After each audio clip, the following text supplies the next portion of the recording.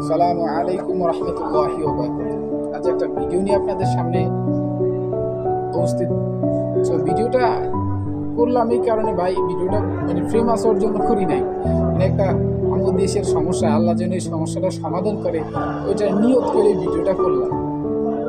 তো আপনাদের কাছে একটা রিকোয়েস্ট, আপনারা যারা রাজনীতির সাথে জড়িত আছেন বা যারা সরকার সাথে জড়িত আছেন, তারা এই সমস্যাগুলো একটু চেষ্টা করবেন যে সমাধান করার জন্য। সমস্যা কি জানেন?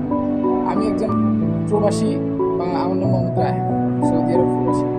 তো আমার স্বপ্ন ছিল একটা সময় বিদেশে আসবো, কিন্তু আসার কথা হলো ফ্যামিলির খুবই খারাপ অবস্থা, এই কারণে আমি বিদেশে অনেক দিন ধরে চেষ্টা পারতেছি।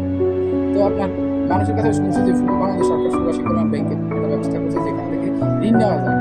কিন্তু ভাই, যখন প্রবাসী কল্যাণ ব্যাংকে গেছি, সে আমাকে প্রশ্ন করছে তুমি কোথেকে শুনছো, কোথেকে শুনছো লোন দেয়? আমি বললাম ভাই, অনেক জায়গায় খবর দেখলাম যে আপনার প্রবাসী কল্যাণ ব্যাংকে ঋণ দেয়। সে বলছে হ্যাঁ ঠিক আছে দেই। তাহলে ভাই আমি তো সৌদি আরব যাবো, আপনি আমাকে একটা ঋণ দেওয়ার ব্যবস্থা করে দিন। তো সে বলছে ঋণ দিয়ে মাত্র 1.5 লাখ টাকা ফার্স্ট, কত লাখ? তো ঠিক আছে ভাই, যদি কম হয় তারপরে একটু দিয়ে ভালোই তো। সে হঠাৎ করে আবার প্রশ্ন করছে যে তোমার জামিনদার আছে? জামিনদার লাগবে, সরকারি জীবী চাকরিওয়ালা। কারণ ভাই, আমার তো আর এরকম কেউ নাই যে সরকারি চাকরি করে। তারপরে আরেকটা বলছে যে ফার্মেসি থাকা লাগবে, আমার 2জন সাক্ষী লাগবে। কারণ ভাই, আমি তো গরিব বড় সন্তান, যে আমার এরকম বড় কেউ নাই যে বড় ফার্মেসি দিচ্ছে বা সরকারি যে চাকরি করছে, এরকম কেউই নাই। কিন্তু বাংলাদেশ সরকারের যেই সাপোর্টটা পাওয়ার কথা পাইলাম না ভাই। যাক, দুঃখের কথা কারে কমো ভাই, নিজের ভিতরেই রাখার পরে অনেক কষ্ট করে এলাকা থেকে মানুষের কাছে সুদের টাকা নিলাম, জানি। এর মধ্যে আরেকটু কথা বলি, আল্লাহ কিন্তু সুদের জন্য হারাম করেছে। তো কিন্তু সুদ খাওয়া থেকে তোমরা সুদ থেকে দূরত থাকো, এরকম একটা হাদিসে আসছে। আমি পুরোপুরি জানি আর যদি ইয়ে করি, তো সুদটাই এরকম একটা খারাপ জিনিস। হ্যাঁ, তো সুদ ভাই, দেশটা এখন একটা অবস্থা, দেশটা খুবই খারাপ অবস্থা। আপনি একটা ছোটখাটো ব্যবসা দিবেন ভাই, বাংলাদেশে আমি ছোটখাটো ব্যবসা দিয়া বা ছোটখাটো অবস্থানটা এখন আমি ছোট একটা ব্যবসা দিয়েছিলাম আমার এলাকায়। তো নদীর যেরকম আবার 2 মাসের অভিযানের কারণে যেন মানুষের বাকি টাকি খায় বিভিন্ন দেশে, মানে একদম পুরো ফুটামিটা গেছে। পরে বাংলাদেশে 2 লাখ টাকা ঋণ হয়ে গেছে। 2 লাখ টাকা ঋণ টিন মনে করেন আসি। যাই হোক, বিদেশে অনেক কষ্ট করে আর পারতেছি না, কারণ মানুষের দেনাগুলো দিতে হইব। পরে যাই হোক, সুদীর্ঘ টাকাটা নিয়েই মনে করেন আসলাম বিদেশে। জানেন, এর মধ্যে একটু কথা কি জানেন? প্রত্যেকটা প্রবাসী ভাই সুদের ফি টাকা নিয়ে আসে বিদেশে। কিন্তু বাপের যদি লাখ লাখ টাকা দেয় তাহলে আর সেই সুদ আর বাসে না। তো যাই হোক, আমি ওরকম ভাবে আসছি। আসার পর ভাই, আসার সময় এয়ারপোর্ট জানেন কি জানেন? এয়ারপোর্টটা তো প্রবাসীর জন্য বানাইছে নাকি বাপ দাদার মানে বাপ দাদার অফিস, যে মনে করে যে আমার বাপ দাদার অফিস, এর মধ্যে আমার যেমন মন চাই আমি রাজত্ব করবো। আসে কথা ভাই, এটা প্রবাসীদের জন্য তো তৈরি করা হয়েছে নাকি বিদেশগামী বা যাত্রীদের জন্যই তো তৈরি করা হয়েছে। কিন্তু জানেন, যাত্রীদের কোনো এটার ভিতরে সুযোগ বলতে সুবিধা বা একটা সুন্দর ব্যবহার কিচ্ছু পায় না ভাই। আসার পরে ভাই, রাস্তায় আপনি ভিক্ষা করতে যাবেন, রাস্তায় ভিক্ষা করলে যেরকম আপনার কোনো কিছু জানোয়ার বাচ্চা আছে জানেন কিছু মানুষ ভিক্ষা করলে তারা ওই বিভিন্ন কথাবার্তি কয়ে মনে করেন টেরো দেয় না, আরো দুনিয়া থাকলাম সব করে। সেম ভাবে ভাই আমরা এয়ারপোর্টে ঢুকছি। হ্যাঁ, যে আমরা ভিক্ষা করতে আসি, তারা আমাদের সাথে এইভাবে ব্যবহার করতেছে। হ্যাঁ ভাই, ইমিগ্রেশন করবেন যাই করবেন একেবারে অন্যরকম এক ব্যবহার। যাই হোক, শুক্রিয়া আল্লাহর কাছে যে এখন আমাদের দেশ, আমরা তো মানুষের বলতে যেতে পারতেছি না ভাই, আমাদের সেই সমস্যা। তো মনে করেন এয়ারপোর্টের ভিতরে যাই কোনো রকম মোটামুটি ঢোকার পরে প্লেনেও উঠার পরে ভাই আমাদের যে ব্যাগ আছে না, জানেন ব্যাগ, তারপরে সব কিছু খুইলা ওই এক্সরে ইয়ার ভিতরে চলে ইমিগ্রেশনের পরে লাস্ট প্লেনে ওঠার সময় যে ঘটনাটা, তো আমরা এখানে মেল খুইলা ভাই একদম পুরো মানে পারতো মনে হয় আমার ফ্যানটাও খোলার এরকম ব্যবস্থা থাকবে, কিন্তু আসলে ভাগ্য ভালো যে আমার ফ্যানটা খুলে নাই। যাই হোক, তো একদম জুতা খুইলা পুরা সব মনে করেন একটা হয়রানি অবস্থা। ঠিক আছে, এটা একটা সেক হিসাবে এটার জন্য ভালো গুরুত্বপূর্ণ। তো যখন আমি সৌদি আরব থেকে দুবাই আসলাম, তো দুবাই আমরা কি জানেন, দুবাই কিন্তু সেম কোয়ালিটির একটা মানে এক্সরের যেটা মেশিন বলা, যেটা পরীক্ষা নিরীক্ষা সেম হচ্ছে। তাই দুবাই বলে, যেটা বাংলাদেশ না, এটা দুবাই। বাংলাদেশ মানে সে হিন্দিতে বলছে যে আপকো বাংলাদেশ নেই দুবাই হে। আমি দুবাই কথাটা আমি দূরটা শুনতেছি, তখন আমি সেমভাবে ওই যে বাংলাদেশে যেভাবে জুতা মুতা খুলতেছে ওইভাবে খোলা শুরু করছি। আমার গায়ে মিয়া ওই তুমি মানে সে আমার বলতে চাপ কি নেই শুনতে, মানে তুমি কি শুনতে পারতেছে না? এটা বাংলাদেশ না, এটা দুবাই।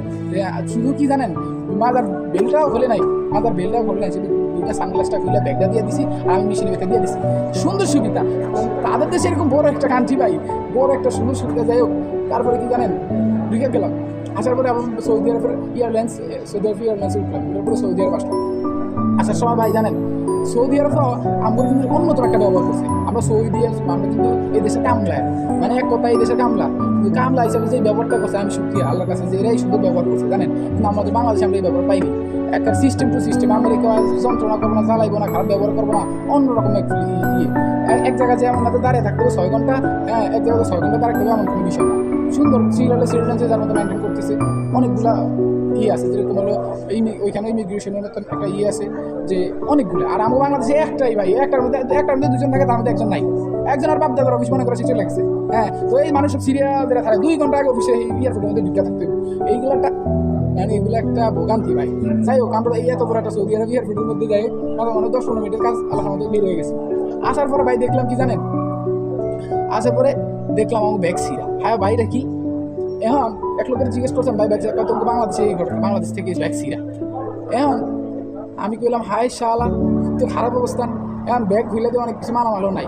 তো চিন্তা করি ভাই আসলে এটা হলো বাংলাদেশ, যে আমরা মনে করেন বাংলাদেশের কামলা বা হয়তো ভিক্ষুক, যে আমাদের দেশে আমরা বাংলাদেশের খুব ক্ষতিকর শিখের জন্য মানুষের শরীরে ক্ষতিকর, আর একজন প্রবাসী বাংলাদেশের জন্য ক্ষতিকর আমার কাছে মনে হয়, জানেন? কারণ ওই যে আমরা প্রবাসী আইসা অপরাধ করছি, ঠিক আছে, আমরা দেশে চুরি করাটাই বেটার ছিল ভাই।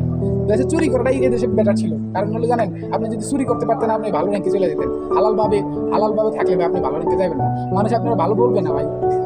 যাই হোক, লাস্ট কথা কি জানেন, আমি চাই যে ভাই এই দেশের মানুষরা, বাংলাদেশের মানুষরা আমাদের একটা সম্মান দিক। আমরা এই দেশের জন্য রেফারেন্স করতেছি, আমরা বাইরের দেশের একটা উপকার করতেছি। হ্যাঁ, দেশের উন্নতি হচ্ছে না ভাই, দেশে কি কোনো লাভ হয় না ভাই? এটা কেমন কথা ভাই? আমাদের সাথে এই ব্যাপারটা আপনাদের আমার মনে হয় না যে, আশা করি যে আপনি চেষ্টা করবেন যে এই ধরনের সমস্যাগুলো সলভ করার সুন্দর ব্যবহার করা হোক।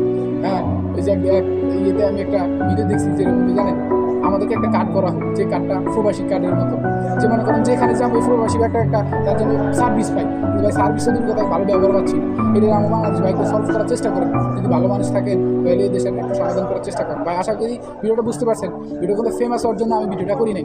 সমস্যা ভাই, খুবই সমস্যা, যন্ত্রণা, কষ্ট লাগে যে আমরা একজন বাংলাদেশের নাগরিক, কিন্তু বাংলাদেশের তো এই ধরনের অত্যাচারটা আমাদের কেন ভাই? থ্যাংক ইউ, ধন্যবাদ, ভালো থাকবেন, আসসালামু আলাইকুম।